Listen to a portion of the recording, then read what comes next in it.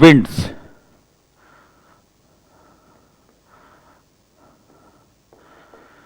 Last में हमने class में Coriolis force as well as Ferrel's law के पॉइंट को यहां पर मेंशन किया था। Coriolis force and Ferrel's law के पॉइंट को हमने मेंशन किया था। Coriolis force mainly Coriolis force और कोरियोलिस इफेक्ट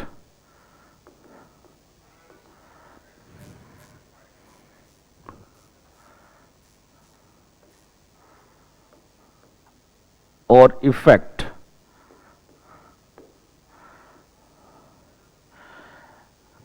है ना, बेसिकली लिक्विड एंड गैसेस पर इंप्लीमेंट होता है रोटेशन के इफेक्ट में, है ना, रोटेशन के इफेक्ट में ये वर्क करता है। दूसरी बात बताई थी फेरल्स लॉ। दूसरी बात हमने आपको बताया था फेरल्स लॉ।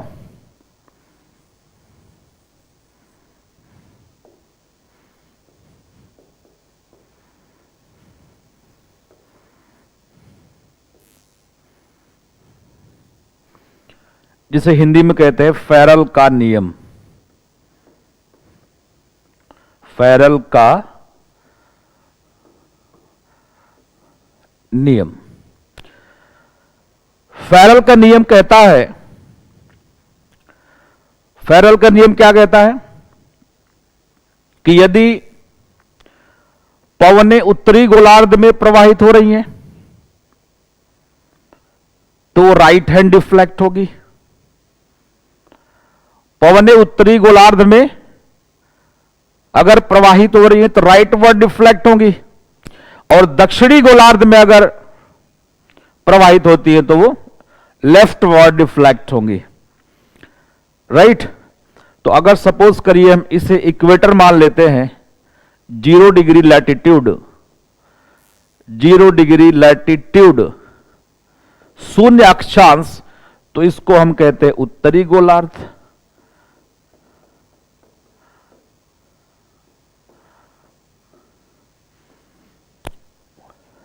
और नीचे वाले को दक्षिणी गोलार्ध।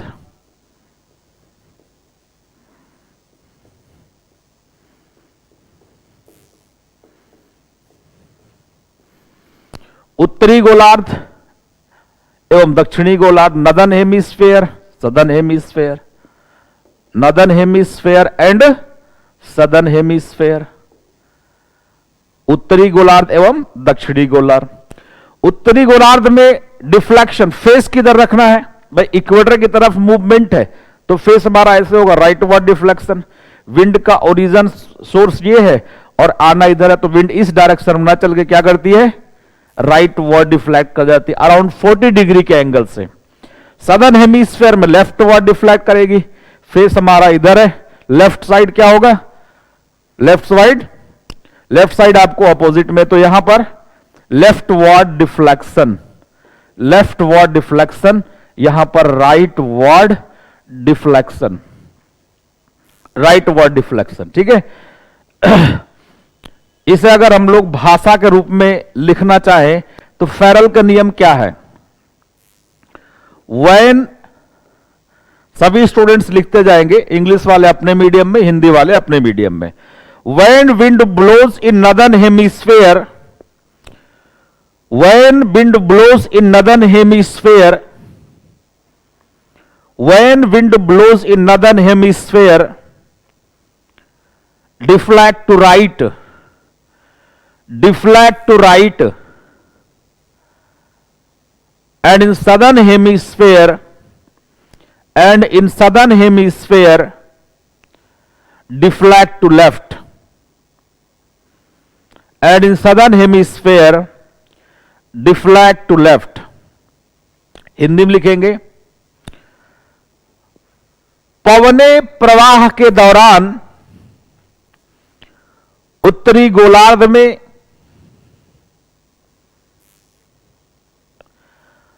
दाईं ओर, जबकि दक्षिणी गोलार्ध में बाईं ओर मुड़ जाती है। यही फेरल का नियम है। यही क्या है? फेरल का नियम है।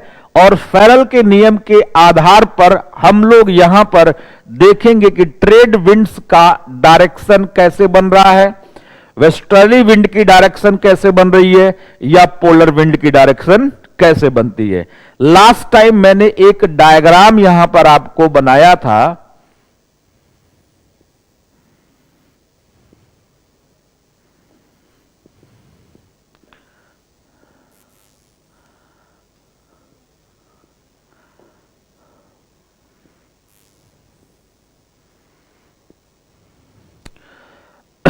उसी को दोबारा से ड्रॉ करके हम लोग आगे की कार्रवाई पवनों को समझने की करते हैं। 0 degree latitude, that is equator. यहां पर 5 डिग्री नॉर्थ और 5 डिग्री साउथ तक, है ना, 5 डिग्री नॉर्थ और 5 डिग्री साउथ तक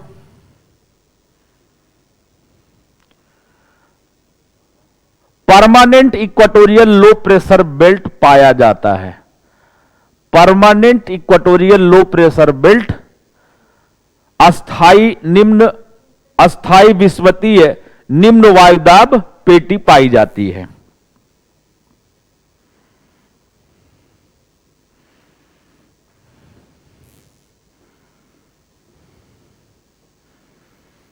निम्न वायुदाब पेटी पाई जाती है 0 से 5 डिग्री के बीच में, राइट। 0 से 5 डिग्री के बीच में यहां पर permanent equatorial low pressure belt दर्ज किया जाता है। उसके बाद 30-35 अक्षांश पे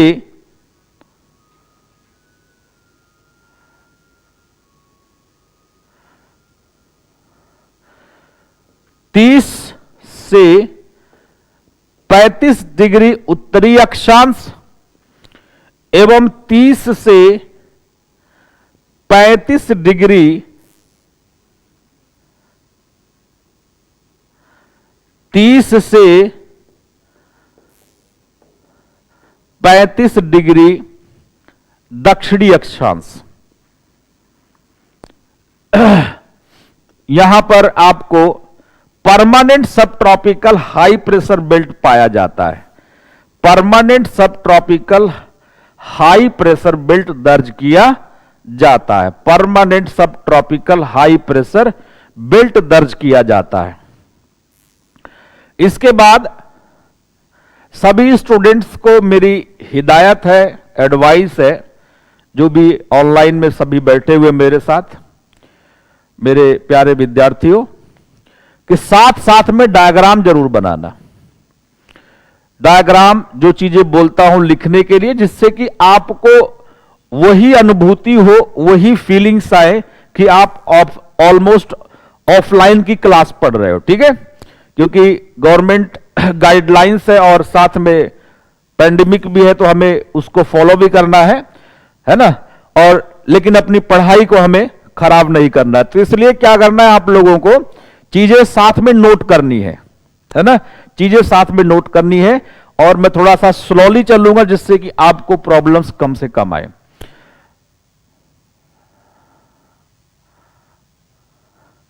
साठ से 65 डिग्री नॉर्थ, इसे permanent sub polar low pressure belt कहेंगे। परमानेंट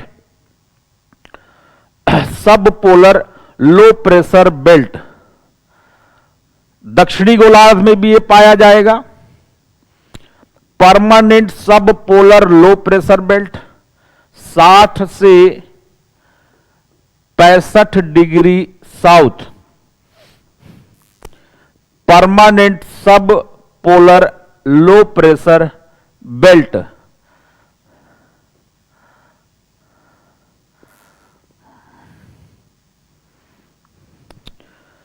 85 डिग्री से 90 डिग्री साउथ, 85 डिग्री से 90 डिग्री नॉर्थ।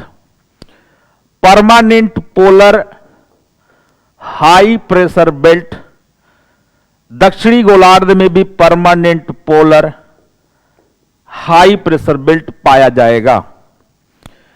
एक बात आपको यहां दिखाई दे रही होगी कि ऑल्टरनेटिवली, है ना, ऑल्टरनेटिवली लो प्रेशर और हाई प्रेशर बेल्ट का अरेंजमेंट पाया जा रहा है।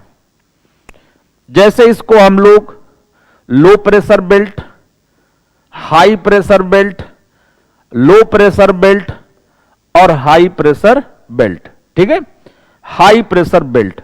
तो इस तरह से आप देखेंगे नीचे की तरफ भी लो हो गया तो ये हाई प्रेशर, यहां पर फिर लो प्रेशर और फिर हाई प्रेशर, है ना, फिर high pressure.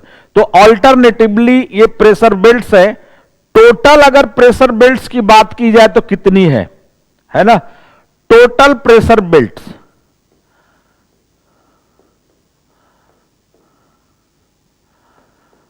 Total pressure belts कितनी है तो आपको दिखाई देगा 7 है। इमेज में जाके देखें, है ना, 1 2 3 4 5 6 एंड 7, टोटल 7 प्रेशर बेल्ट्स है। जो पूर्णतया उत्तरी गोलार्ध में वो 3 है और कंप्लीटली जो सदर्न हेमिस्फीयर में है वो भी 3 है, और एक है permanent equatorial low pressure belt बीच में जो दोनों गोलार्धों में दर्ज किया जाता है। लेकिन इसमें भी थोड़ा बदलाव है जिससे मैं आपको मॉनसून के टाइम पे सीजनल विंड्स को पढ़ाते हुए बात को एक्सप्लेन करूंगा। राइट, थोड़ा सा यहां पर एक बात मैं और यहां मेंशन करना चाहूंगा कि ये जो हिंदी में इन बेल्ट्स को क्या कहते हैं, हिंदी में बेल्ट्स को क्या कहते हैं।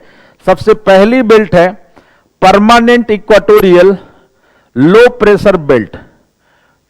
तो मैं समझ सकता हूं कि इंग्लिश मीडियम के बच्चों को भी क्या पता फुल फॉर्म लिखने में दिक्कत हो रही हो, वो बता देता हूं मैं आपको। Permanent equatorial low pressure belt, permanent equatorial low pressure belt, right. Hindi में कहते हैं इसको अस्थाई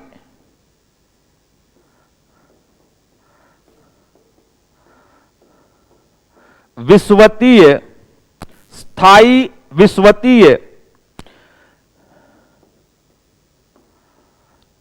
निम्न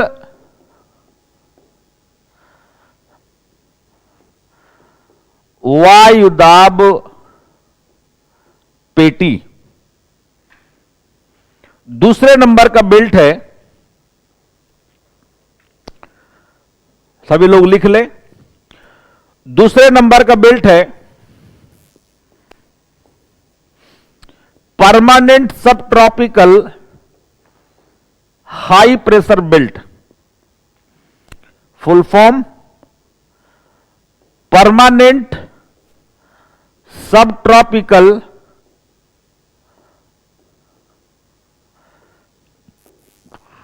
हाई प्रेशर बेल्ट्स।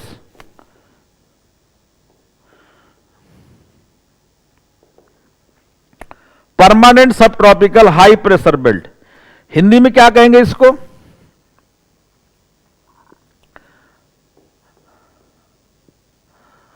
अस्थाई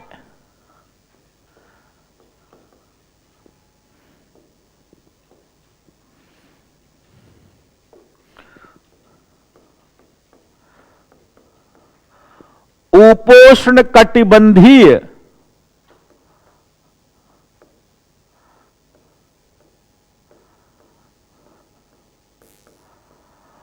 उच्च वायुदाब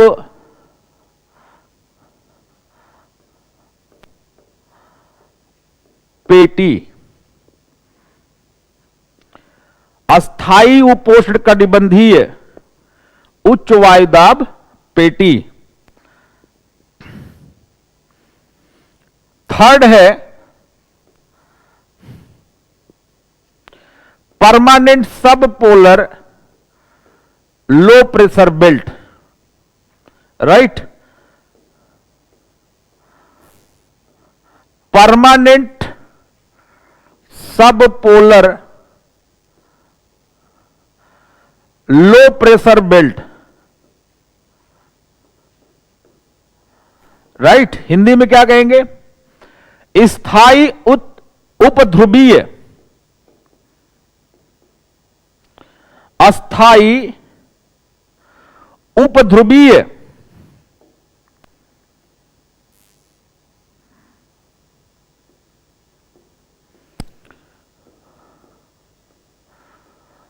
उपध्रुवीय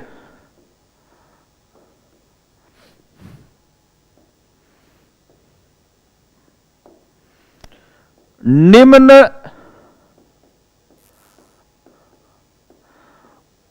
वायुदाब पेटी। इसके बाद चौथा है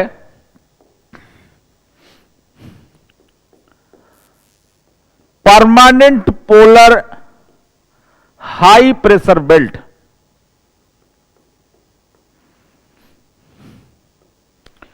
परमानेंट पोलर हाई प्रेशर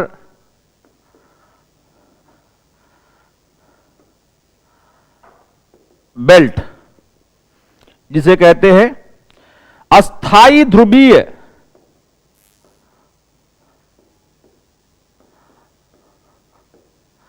अस्थाई ध्रुवीय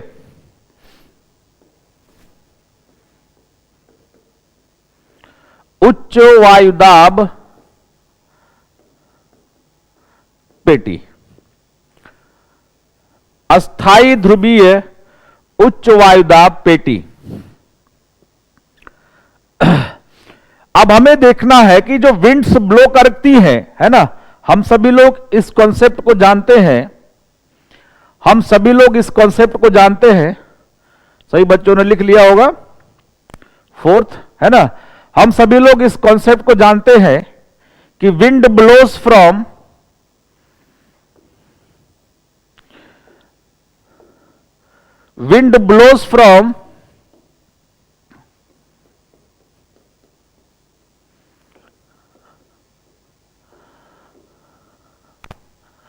from high pressure, wind blows from high pressure to low pressure, right?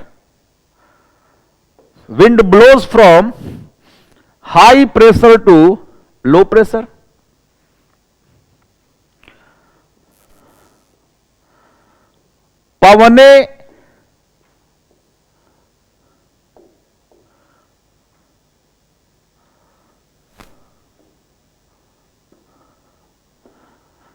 पवने उच्च वायुदाब क्षेत्र से निम्न वायुदाब क्षेत्र,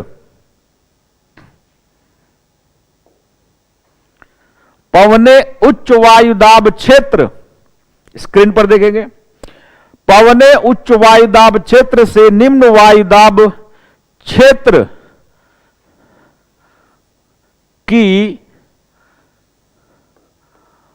ओर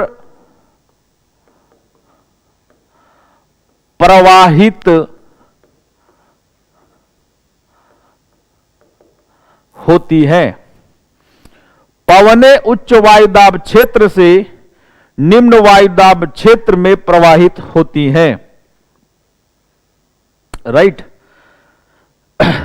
अब इसी बात को समझते हुए हमें अपने पॉइंट पर आ जाना है कि wind blows from high pressure to low pressure, wind blows from high pressure to low pressure, पवनें उच्च वायुदाब क्षेत्र से निम्न वायुदाब क्षेत्र की ओर प्रवाहित होती हैं, ठीक है। उच्च वायुदाब क्षेत्र से निम्न वायुदाब क्षेत्र की ओर प्रवाहित होती हैं। तो यहां पर उत्तरी गोलार्ध है, फेस किधर है? इक्वेटर की तरफ। अगर इक्वेटर की तरफ फेस है तो डिफ्लेक्शन राइट में, नॉर्दर्न हेमिस्फीयर में डिफ्लेक्शन राइट में, राइट वर्ड क्या करेगा? वो मुड़ जाता है। तो विंड का ब्लोइंग सिस्टम कैसा होगा? इस वे में होगा, राइट? डार्क।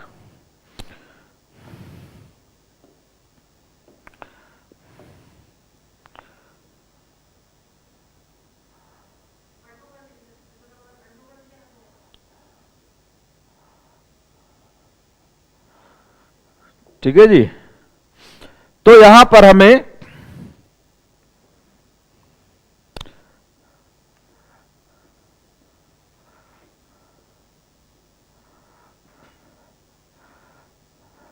और सदर्न हेमिस्फीयर में इक्वेटर से पोल की तरफ जाते हुए लेफ्टवर्ड डिफ्लेक्शन होगा। डिफ्लेक्शन किधर होगा?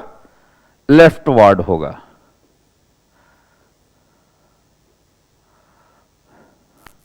डिफ्लेक्शन लेफ्टवर्ड होगा। यहां पर भी हाई प्रेशर जोन 30-35 पर है, लो प्रेशर कहां है? 60-65 डिग्री नॉर्थ और साउथ दोनों में। तो 30-35 से 60-65 तरफ विंड ब्लो करेगी। विंड को जाना किधर है? इस तरफ इसको ब्लो करना चाहिए, लेकिन डिफ्लेक्शन होगा राइट की तरफ, तो राइट वर्ड डिफ्लेक्ट करके विंड इस वे में ब्लो करेगी, राइट? उसके बाद में सदर्न हेमिस्फीयर में विंड को जाना किधर है? डायरेक्शन ये होना चाहिए,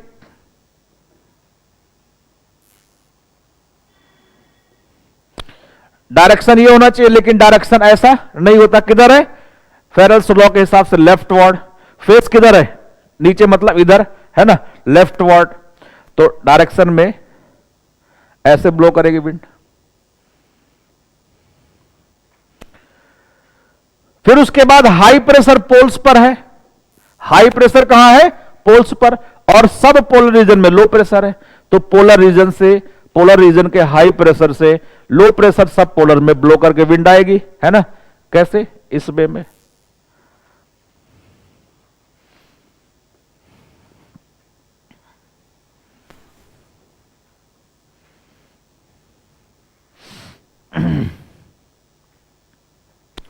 ये हमारा जितने भी टाइप्स की प्लानेटरी विंड्स होती है सभी आपके सामने आ चुकी हैं, है ना?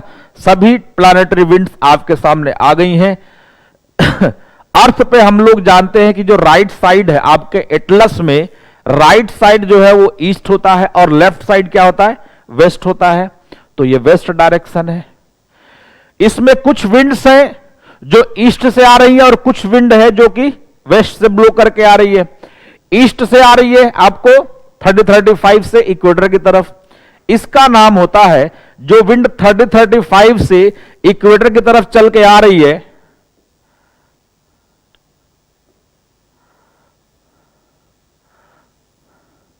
थर्टी 35 से इक्वेटर की तरफ जो चल के विंड आ रही है, राइट, उसको हम लोग क्या कहते हैं? कई नाम दिया जाता है ना? एक है स्टर्ली ट्रॉपिकल विंड, एक तो कहते हैं स्टर्ली ट्रॉपिकल विंड, और दूसरा है, दूसरा नाम है इसका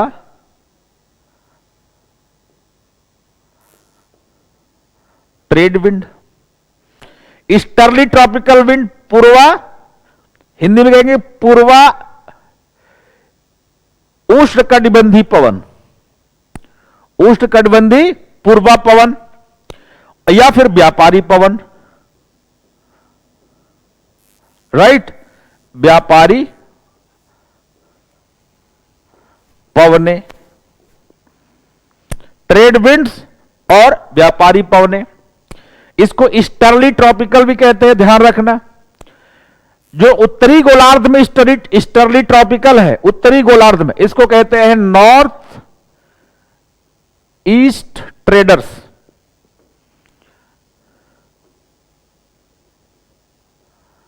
राइट, क्या कहते हैं? नॉर्थ ईस्ट ट्रेडर्स कहते हैं। उत्तर पूर्वी व्यापारी पवन, और इस वाले कहते हैं साउथ ईस्ट ट्रेडर्स। नीचे जो उत्तर दक्षिणी गोलार्ध क्या कहते हैं? South east traders. NET atlas में, Oxford student atlas English medium का अगर आपके पास में है तो ये पॉइंट्स आपको पेज नंबर 108 पर दिखाई दे जाएगा। 108 पेज पर नॉर्थ ईस्ट ट्रेडर और साउथ ईस्ट ट्रेडर आपके लिखा हुआ होगा, है ना? तो SET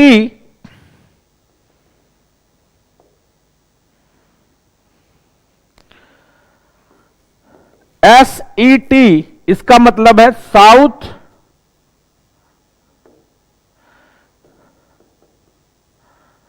ईस्ट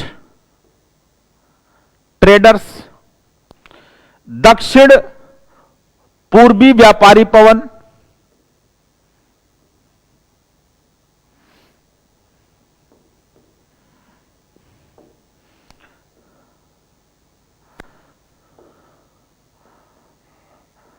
दक्षिण पूर्वी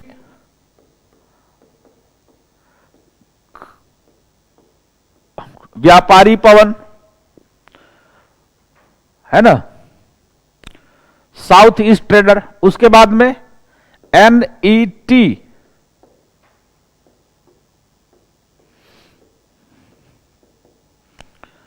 नॉर्थ ईस्ट ट्रेडर्स, उत्तर पूर्वी व्यापारी पवन।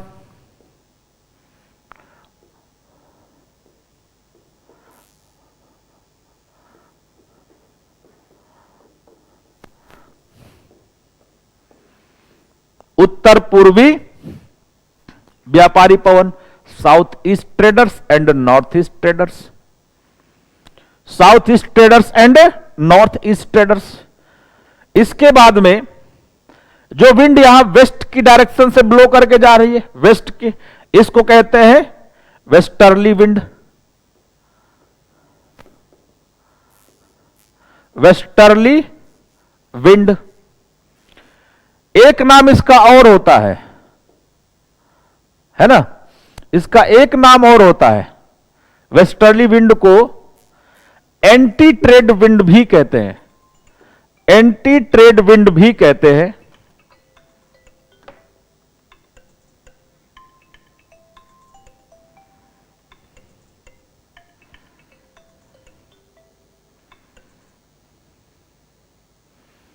एंटी ट्रेड विंड भी कहते हैं। एंटी ट्रेड विंड, है ना, भी कहते हैं। एंटी ट्रेड विंड भी कहते हैं।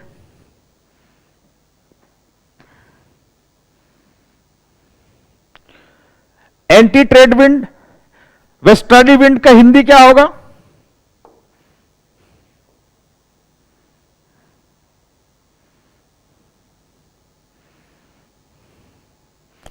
राइट, वेस्टर्ली विंड का हिंदी क्या होगा? पछुआ पवन।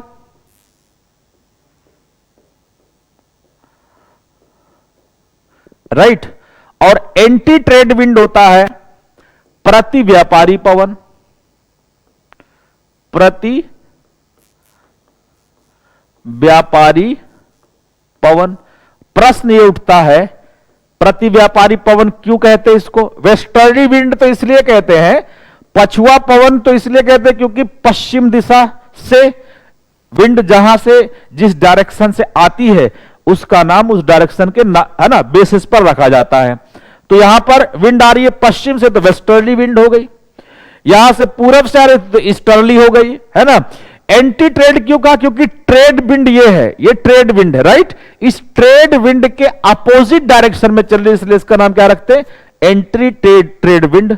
प्रति व्यापारी पवने नाम रखा जाता है। उसके बाद में यह है जो 85-90 से 60-65 की तरफ विंड ब्लो करती है, that is called as polar wind, है ना। पोलर विंड को हिंदी में ध्रुवीय पवने कहते हैं,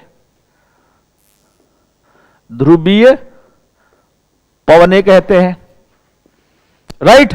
इसको ईस्टर्ली पोलर भी बोला जाता है, ईस्टर्ली पोलर विंड भी कहते हैं। ईस्टर्ली पोलर विंड मतलब पूर्वी ध्रुवीय पवने, ईस्टर्ली पोलर विंड मतलब क्या है, पूर्वी ध्रुवीय पवने।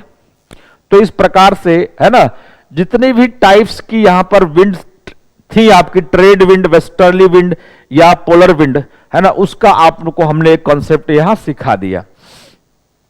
बात समझने की यह है कि जो व्यापारी पवन है यह पूर्व से आ रही है, तो महाद्वीपों के पूर्व में, महाद्वीपों के पूर्वी भाग में वर्षा अधिक करेगी, और जो पछुआ पवन या वेस्टर्ली विंड है यह महाद्वीपों के पश्चिमी भाग में वर्षा अधिक करेंगी। बात समझ में आ गया, महाद्वीपों के पश्चिमी भाग में वर्षा करेंगी, है ना। तो यही कारण है कि जो आपके टेम्परेट रीजन्स हैं, शीतोष्ण कटिबंधीय क्षेत्र जो है, इस शीतोष्ण कटिबंधीय क्षेत्र में जो विंड ब्लो कर रही है ना, शीतोष्ण कटिबंधीय क्षेत्र में जो विंड ब्लो कर रही है, शीतोष्ण कटिबंध में पछुआ पवन महाद्वीपों के पश्चिमी भाग में अधिक वर्षा करती है और पूर्वी भाग में वर्षा कम करती है। तो पश्चिमी भाग में महाद्वीपों के वर्षा अधिक होगी, कहां पर, शीतोष्ण कटिबंधीय क्षेत्र में, और पूर्वी भाग में वर्षा कम होगी। तो इन सभी चीजों से आप एटलस देखेंगे, आप इन सभी चीजों से अंदाजा आसानी से लगा सकते हैं, है ना, कि भाई टेम्परेट एरियाज में, जो टेम्परेट जोन्स है, वहां पर महाद्वीप के पश्चिमी भाग में बारिश ज्यादा हो रही है, जबकि अगर हम ट्रॉपिकल रीजन की बात करते हैं, सब ट्रॉपिकल रीजन की बात करते हैं, तो महाद्वीपों के पूर्वी भाग में वर्षा अधिक होगी, राइट। और जो ध्रुवीय क्षेत्र से पवन आ रही है वो सामान्यतः कोल्ड एंड ड्राई होती है, सामान्यतः कोल्ड एंड ड्राई होती है, उससे वर्षा ना के बराबर होती है। अगर होगी तो प्रेसिपिटेशन होगा, वर्षा ना होके वर्षण होगा। क्या बोला मैंने, वर्षा ना होके वर्षण होगा। वर्षण क्या है, मतलब स्नोफॉल, है ना, फॉग। ऐसी स्थितियां जो ठंडी पवनें कहीं पर प्रवाहित होती हैं और नमी के क्षेत्र में पहुंचती हैं, तो वहां पर वो, है ना, वर्षण की दशा को उत्पन्न करती है, ना कि वर्षा। Means for they are responsible for causing the precipitation, not the rainfall, है ना। Precipitation means conditions of the fog, mist, dew, frost, snowfall etcetera, ये सभी चीजें। हालांकि रेनफॉल भी प्रेसिपिटेशन का ही टाइप है, लेकिन रेनफॉल नहीं होगा, रिमेनिंग टाइप्स ऑफ प्रेसिपिटेशन यहां पर दर्ज किया जाएगा। तो आपने ये समझा होगा आसानी से कि ये पवनें किस तरह से काम कर रही हैं, इसका किस तरह से रोल डेवलप हो रहा है। यहां पर मैं आपको बात एक और बता देना चाहूंगा, समझ लेंगे। ट्रेड विंड, हिंदी में तो व्यापारी पवन कहते हैं, ट्रेड विंड के प्रभाव में, है ना, ट्रेड विंड के प्रभाव में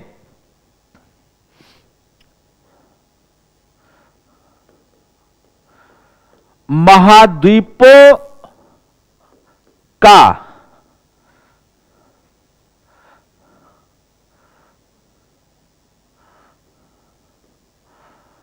पूर्वी भाग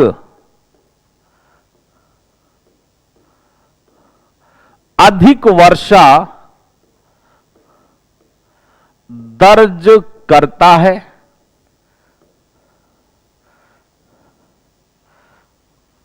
ना, दर्ज करता है। Point 1, under influence of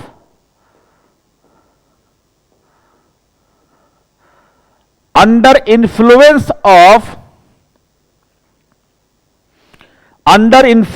of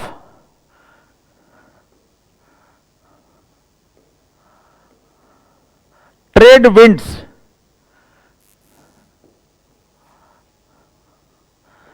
eastern part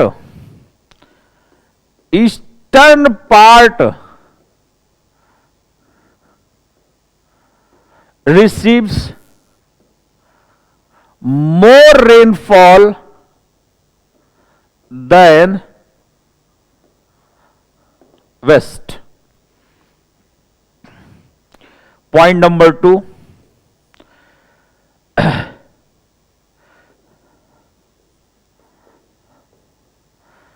westerly wind के प्रभाव में, वेस्टर्ली विंड के प्रभाव में, वेस्टर्ली विंड के प्रभाव में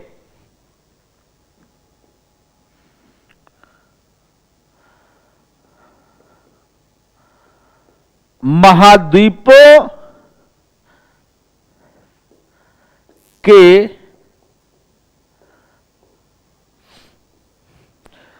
पश्चिमी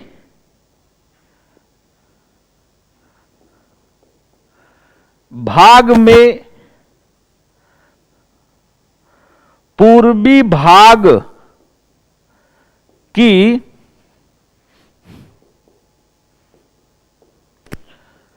तुलना में अधिक वर्षा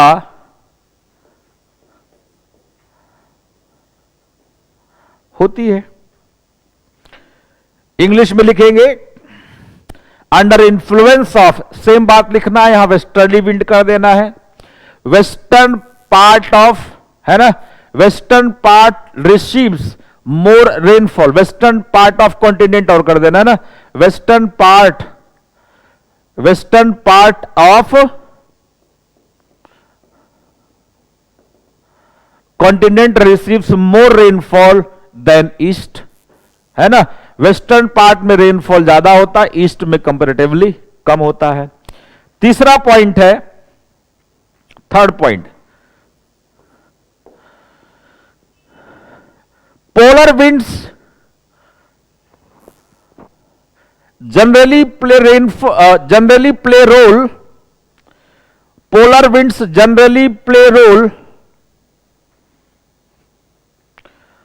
polar winds generally play role, polar winds generally play role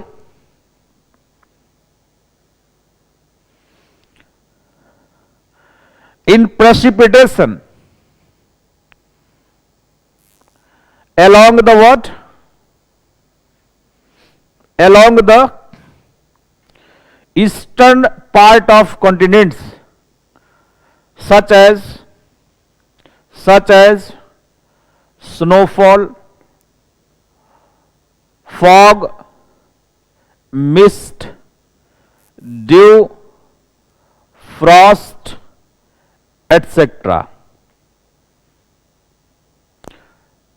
ध्रुवीय पवने महाद्वीपों के पूर्वी भाग में हिमपात, कोहरा, कुहासा, ओस एवं पाला इत्यादि प्रकार के वर्षण में अपनी भूमिका निभाता है, अपनी भूमिका निभाता है। राइट, अब इसके बाद में और एक पॉइंट आपको समझना है,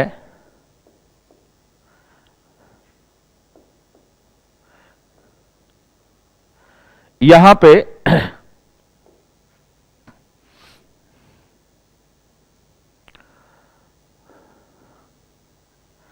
देखिए 40 डिग्री नॉर्थ लैटिट्यूड, क्या बोला मैंने, 40 degree north latitude,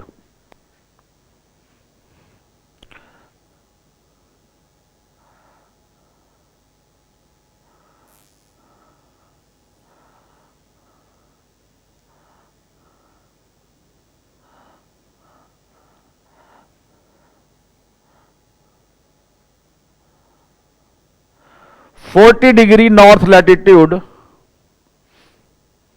this one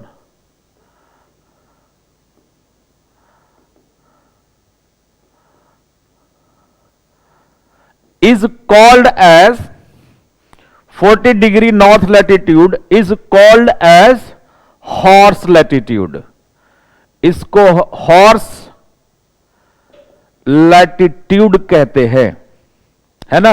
horse latitude Hindi में कहते हैं अश्व अक्षांश.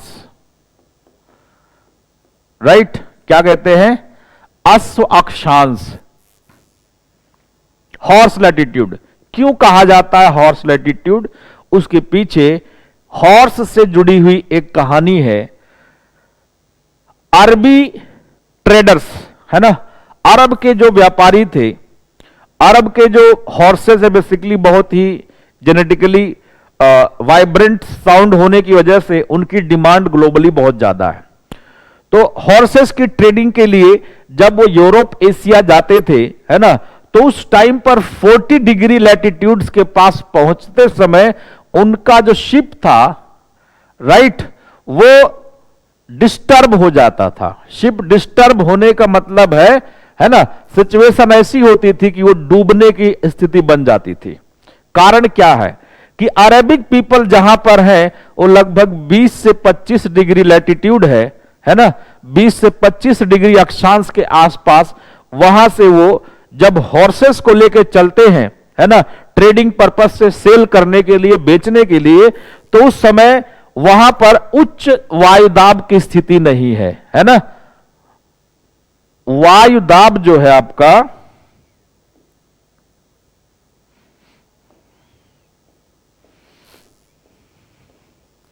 वायुदाब उच्च नहीं है. राइट, वायुदाब उच्च नहीं है ना. और वायुदाब उच्च नहीं है, लेकिन जिस क्षेत्र में ये जा रहे हैं, जब 40 डिग्री के आसपास पहुंचते हैं तो यहां पर एयर क्या कर रही है?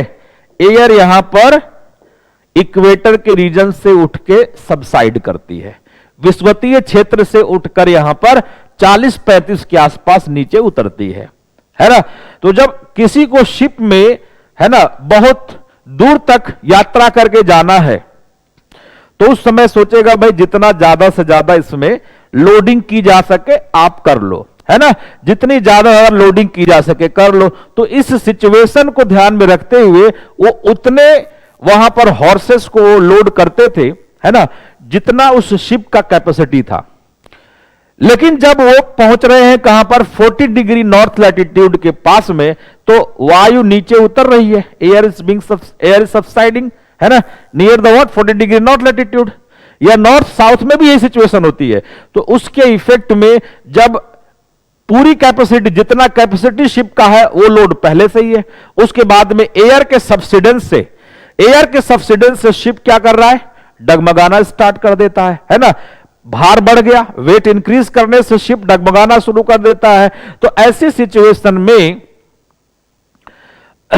वो क्या करते हैं कि यहां से अपनी जान बचाने के लिए कुछ, है ना, हॉर्सेस को निकाल के शिप में से समुद्र में गिरा देते हैं. उनका यह मानना था कि कोई यहां पर, है ना, घोस्ट टाइप की सिचुएशन है ना, कोई मिस्चीवियस पावर है, कोई परेशान करने वाली शक्ति है जो उन्हें यहां पर नाव के उनके डुबाना चाहती है. और वो पावर सैक्रिफाइसेस की डिमांड कर रही है. बलि, सैक्रिफाइसेस का मतलब बलि का मांग कर रहा है ना. तो ऐसे में वो क्या करते थे कि अपनी जान देने की बजाय, है ना, वहां पर हॉर्सेस को फेंक दिया और इतनी देर में वो रास्ता निकल गया, वेट भी घट गया, शिप जो डूब रहा था वो संभल गया, है ना. तो ये कहानी हॉर्सेस की लाइफ से या हॉर्सेस से जुड़ी हुई है, इसलिए हम इसको क्या कहते हैं? हॉर्स लैटिट्यूड कहते हैं. हिंदी में अश्व अक्षांश कहते हैं. आपकी पुस्तक एनसीईआरटी की बुक में यह बात मेंशन्ड है कि 40 डिग्री साउथ लैटिट्यूड को भी, right, 40 degree south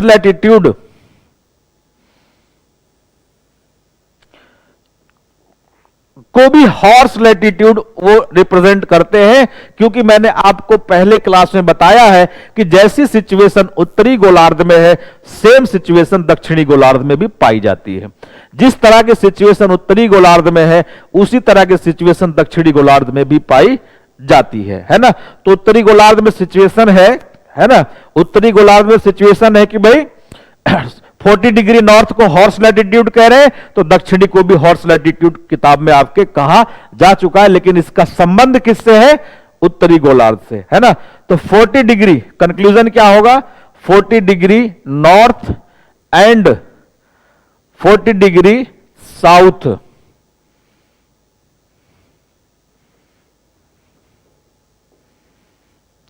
termed as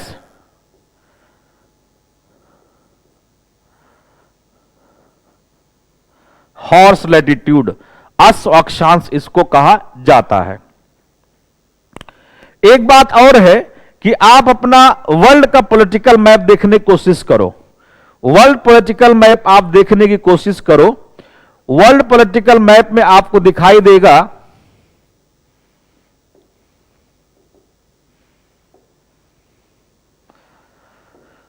world political map में आपको दिखाई देगा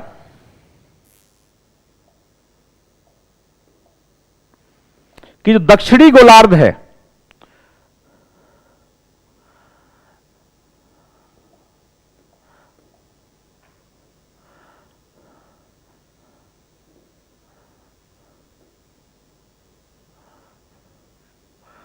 दक्षिणी गोलार्ध में महाद्वीपों का, दक्षिणी गोलार्ध में महाद्वीपों का जो कंसंट्रेशन है वो कम है।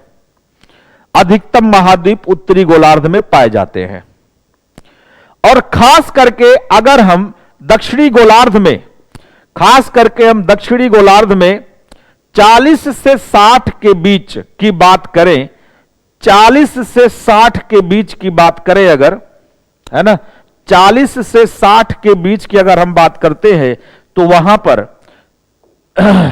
दक्षिणी गोलार्ध में between 40 to 60 degree almost continents की एब्सेंस पाई जा रही है। क्योंकि 60 के बाद में, है ना, देखते हैं अंटार्कटिका आ जाता है, लेकिन उसके बीच में 40 से 60 के बीच में महाद्वीप लगभग क्या है, अनुपस्थित पाए जाते हैं, है ना।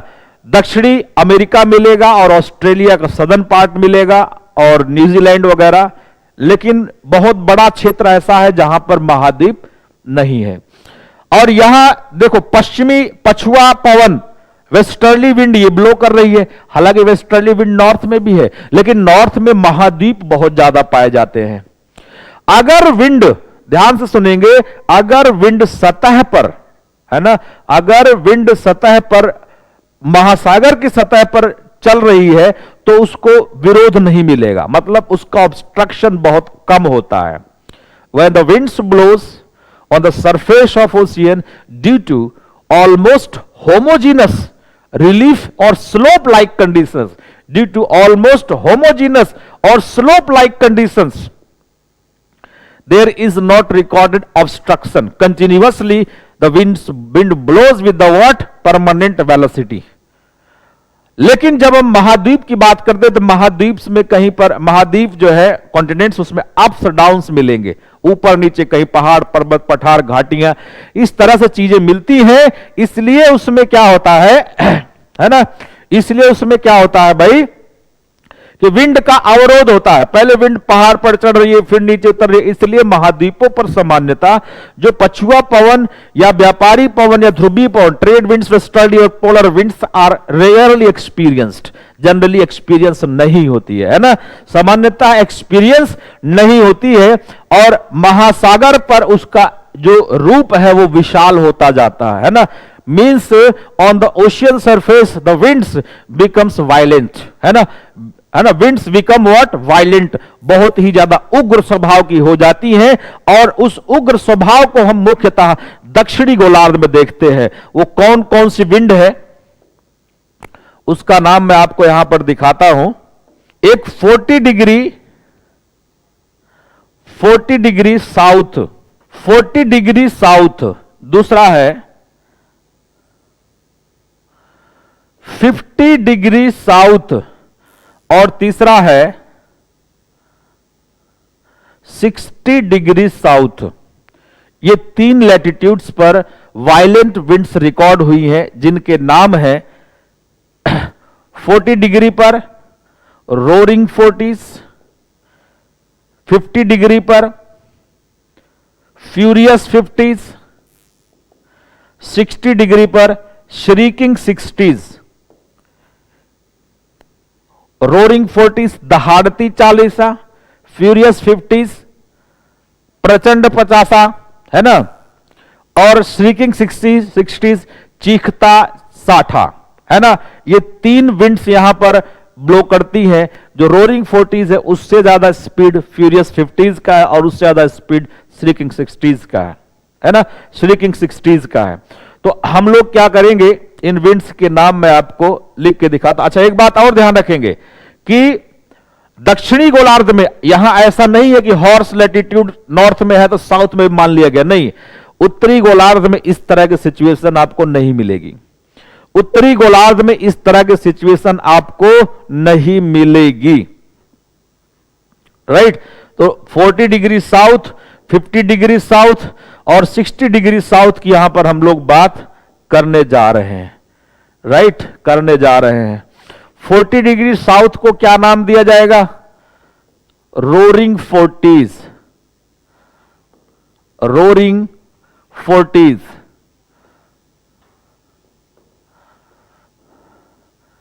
दहाड़ती 40,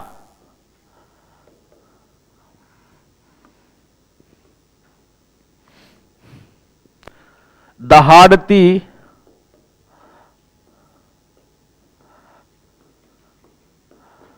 40। 40 डिग्री 50 डिग्री साउथ को फ्यूरियस 50s,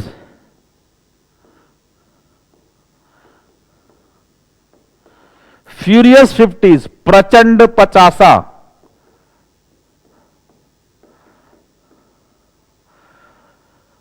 उसके बाद में 60 डिग्री साउथ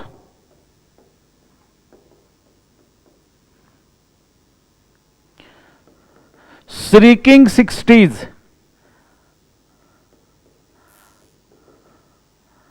श्रीकिंग 60s जिसे हम क्या कहते हैं,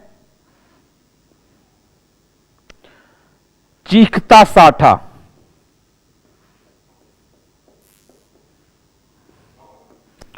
चीखता 60।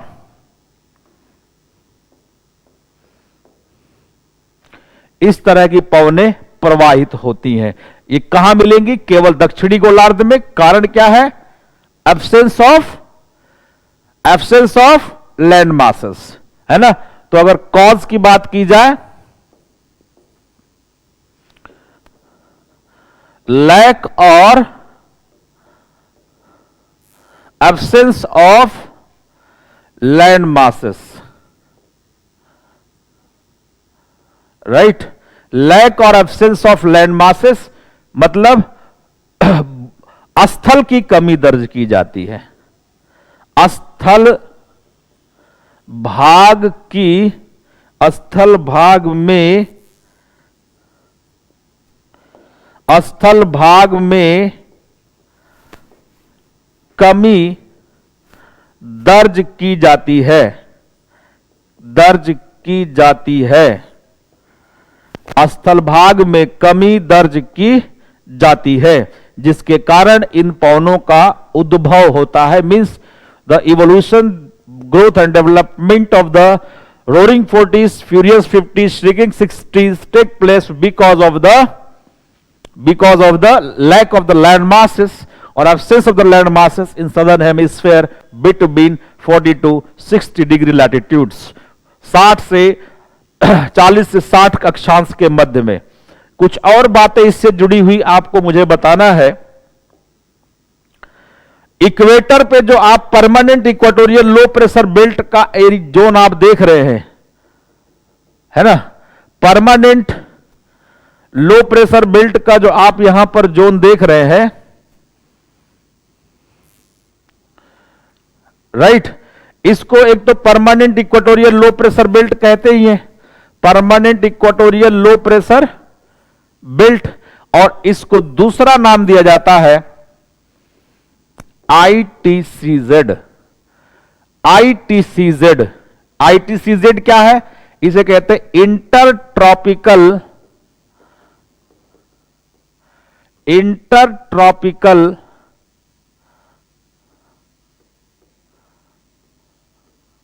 Convergence zone, intertropical convergence zone,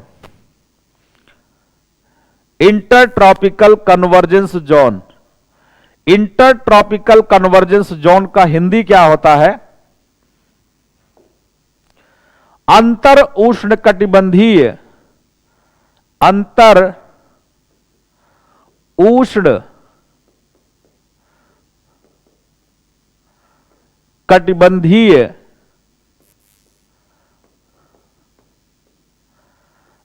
अंतर उष्णकटिबंधीय अभिसरण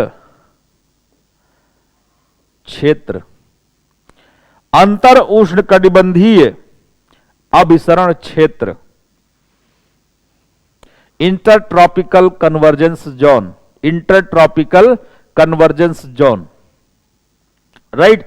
ITCZ, जिस समय हम लोग इंडियन मॉनसून पढ़ रहे होंगे उस समय इसकी हमें रिक्वायरमेंट होगी, भारतीय मॉनसून के अध्ययन के समय इसकी हमें जरूरत महसूस होगी, राइट। तो इसी के साथ में हमारा जो चैप्टर था प्लानिटरी विंड्स का ये कंप्लीट हो जाता है। प्लानिटरी विंड्स का चैप्टर क्या होता है? कंप्लीट हो जाता है। आपने इसमें देखा कि यह जो चैप्टर था इसमें जैसे ट्राई सेल की बात की जाए या प्लानिटरी विंड्स की बात की जाए, ये दोनों मिलाकर पृथ्वी पर विषुवत रेखा से ध्रुवों की ओर और ध्रुवों से विषुवत रेखा की ओर या पूरी पृथ्वी पर, है ना, पवनों के प्रवाह, वायु के परिसंचरण कर व्यवस्था को सामान्य बनाए रखने का, कौन सी व्यवस्था? मौसमी व्यवस्था, ऋतुवत व्यवस्था एवं तापीय व्यवस्था, इन सभी को क्या करता है? नॉर्मलाइज बनाए रखने का, नॉर्मल बनाए रखने का काम करना चाहता है।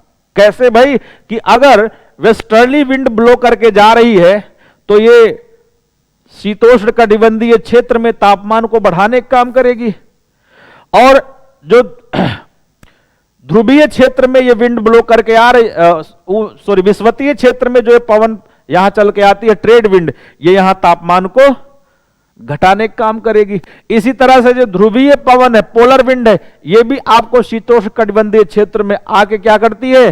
तापमान को, है ना, तापमान को घटाने का काम करेगी, है ना। तो यहां से ये टेम्परेचर को रिड्यूस करेगा, ये टेम्परेचर को बढ़ाने का काम करेगा, और ये भी टेम्परेचर को घटाने का काम करेगा। सिचुएशन ये है कि अगर लोअर लैटिट्यूड से, निम्नतर अक्षांश से उच्चतर अक्षांश की तरफ पवन प्रवाहित होती है, निम्नतर अक्षांश से उच्चतर अक्षांश की तरफ पवन प्रवाहित होती है, तो वो तापमान को, है ना, तापमान क्या करेगी? निम्नतर से उच्चतर तो तापमान बढ़ाएगी, और उच्चतर से निम्नतर आएगी, तापमान को घटाने का काम करेगी। ये पॉइंट भी नोट कर लें। Lower latitudes to higher latitudes winds raises the temperature, but from higher latitude to lower latitude, higher latitude to lower latitude wind reduces temperature। Hindi में क्या होगा? निम्नतर अक्षांश से अगर उच्चतर अक्षांश की ओर चल रही है तो तापमान बढ़ा देगी, है ना। और अगर उच्चतर से निम्नतर है तो ऐसे में तापमान घटाने का कार्य करती है।